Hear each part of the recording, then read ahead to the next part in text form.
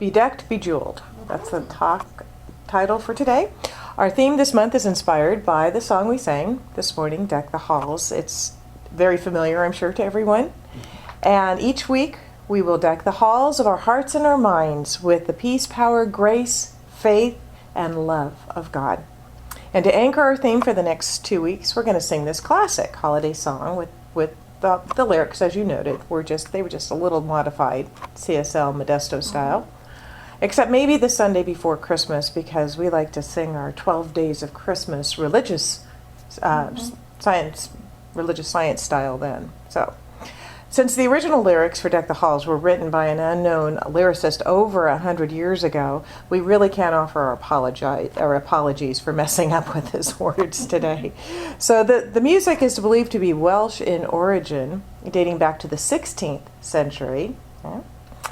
And the first publication date of the song was in 1881. So now you have a little trivia on Deck the Halls. See, I'll help with those holiday trivia questions that just tend to come up, right? So everywhere we look today, the halls are decked out, aren't they? In fact, everything is bedecked and bejeweled with tinsel and lights and colors so bright. And I'm just curious, I wanted to ask everyone, what was your earliest Christmas decoration sighting this year? Do you remember?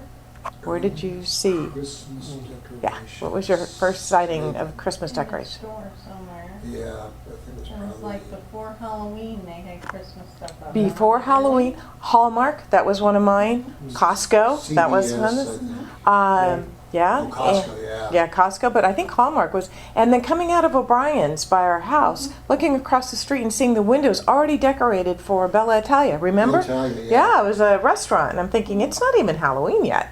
Wow, whew, a little bit. So the question of the morning. Question for this morning is, do we always feel bedecked and bejeweled this time of the year? Perhaps the answer is yes, but perhaps it's maybe not so much. In fact, bah humbug. Yeah. Perhaps for some, this might be a time where there's a little sadness and grief. It could be because someone that you have loved has passed away. I know that this time last year, Polly's family was facing the holidays for the first time without her. And as most of you know, as you all know, Polly was our beloved friend and founding member of the center, and she just suddenly, a year ago in October, passed away. And I know each holiday without her holds sadness for her family and all of us, really. There's moments, because this is the time of year that Polly would make her truffles, her Pollyann truffles, and she would wrap them in beautiful foil, and she'd do a beautiful English toffee. And she would do lovely packages and give them away, and everyone looked forward to that. So I know that she is being missed. And then my dear friend at work, actually she just resigned a little while ago to take care of her dad who was ill, and he passed away in November. We went to his funeral.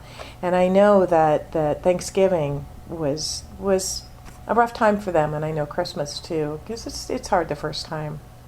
So I know if someone is facing the first holiday without someone they love, it's just a very, very difficult time. And perhaps it's not that. Perhaps there's other old hurts or issues that bubble to the top with your emotions this time of year. I know for a lot of people it's a difficult time. And it keeps people who are in maybe a not so festive mood from feeling that holiday spirit that a lot of us enjoy at this time.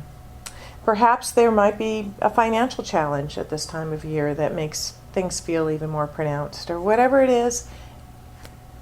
I want everyone to know that it's okay. It's okay to feel whatever it is you're feeling, because we know that generally we are a rah-rah, upbeat, spiritual community. We see the good. We see the positive. We celebrate. We believe in the goodness of life. We believe it is our birthright to experience joy and peace and love and abundance. And we believe that God always has our back. And we acknowledge that we don't always feel rah-rah and upbeat. There are times when, we just can't get that energy. We know that it's true, but we're just not maybe feeling it at that moment. We don't always feel the joy or the peace or the love. Or sometimes we don't feel particularly abundant. And sometimes those are just feelings that come in. And sometimes we feel simply alone. We can feel alone in a crowd of people sometimes. And the holidays can bring out that in all of us. And we know that. And I know that.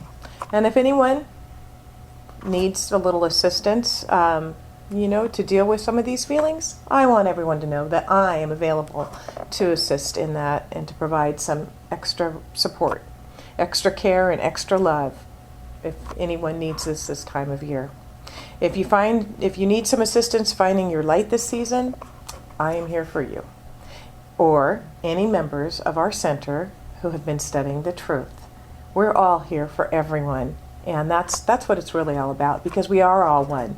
And so we have a way of just being there at the right time in the right place and sharing our knowledge and our love with those who may be needing it. You never know when what you say is going to have an impact on someone that they'll remember. So let's talk a little about this morning. There's an amazing poem by a Sufi mystic, Rumi, titled "The Guest House," and this really spoke to me, and it really spoke about what I was going to talk about this morning. It really highlights it very well. So here's the poem. This being human is a guest house. Every morning a new arrival, a joy, a depression, a meanness. Some momentary awareness comes as an unexpected visitor. Welcome and entertain them all, even if they're a crowd of sorrows who violently sweep your house, empty of its furniture. Still treat each guest honorably. He may be clearing you out for some new delight. The dark thought, the shame, the malice, meet them at the door, laughing, and invite them in. Be grateful for whoever comes, because each has been sent by a guide from beyond. So let's pull that beautiful passage and look at the few key elements. And I'm going to give a couple of practical ideas for helping you feel more bedecked and bejeweled this holiday season. First, in dealing with our emotions, the first step is awareness, not denial. Don't do a spiritual bypass. Identify the emotion, but don't identify with the emotion. In other words, take that witness view. Look at it and go, wow, I'm feeling some fear right now. Or I'm feeling a little anger. Or I'm feeling maybe a little, down. And I really love that idea, to identify it as an emotion, but not with it. When you become aware of an emotion, treat it as you would an honored guest in your house. Welcome it, but don't let it take up residence.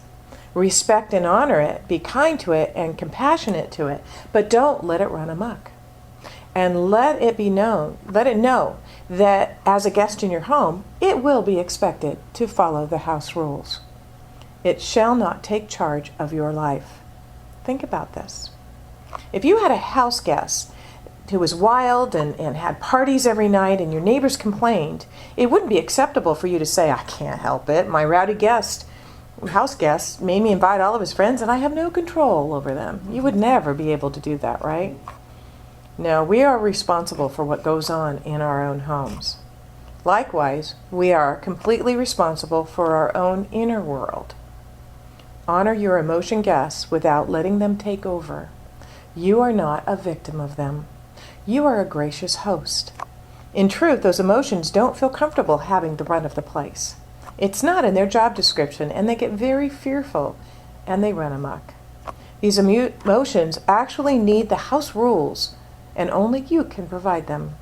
If you discover they are running amok, your first response may be to evict them all, and evict these squatter emotions and be done with them. But of course, it's not always that simple, is it? We can't always just say, all right, I'm not going to, feel sad now, I'm going to feel happy. And sometimes there's a little bit of a process, because these emotions are there for a reason. And that's what Rumi is telling us. They've just become unruly because there was no one to tell them the house rules. No one to explain that while they are honored guests and their input is valued, all the final decisions will be made by the owner, namely you. So, what you need to do is get to know each of these emotion guests one-on-one. Ask them the questions, honor them, and understand their intentions. Specifically, ask them, where do you come from? I know that's a good one for me, because sometimes, you'll have just a feeling of sadness and you don't know where it came from. Or you'll just feel a little melancholy. Wow, where did that come from? I mean, even joy, ask where that comes from too. And then ask them, what is your intention? Why is it that you're here? And then ask, how can I make you more comfortable? And what am I to gain from your presence? What is the gift in this emotion you're feeling? They will respond with gratitude. And as you get to know them, and as they understand that you are in charge of things, then things will quiet down. Remember that what we resist persists, all right? It's a good one to remember. You will find ways to satisfy some of your needs, of the needs of your house guests, and you will also be surprised at what they have to share with you. No matter what emotions seem to be holding you hostage, remember that your emotions only want to serve you if you let them. You have the deed to your life, and your emotions are honored. They are your honored guests, and each, as Rumi tells us, has been sent as a guide from beyond. And in all of this, I want to remind you of something, some words of truth from Ernest Holmes. And this is from The Science of Mind. God is always God. No matter what our emotional storm or what our objective situation may be, there is always something hidden in the inner being that has never been violated. We may stumble, but always there is that eternal voice forever whispering within our ear, that thing which causes the eternal quest, that thing which forever sings and sings.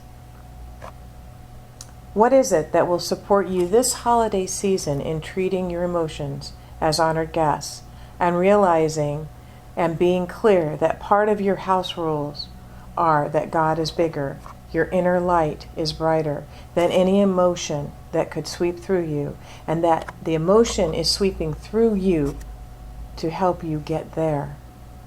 Wayne Mueller, in his book, How Then Shall We Live, shares the centerpiece of Quaker theology. And it is, their belief is that there is a palpable inner light.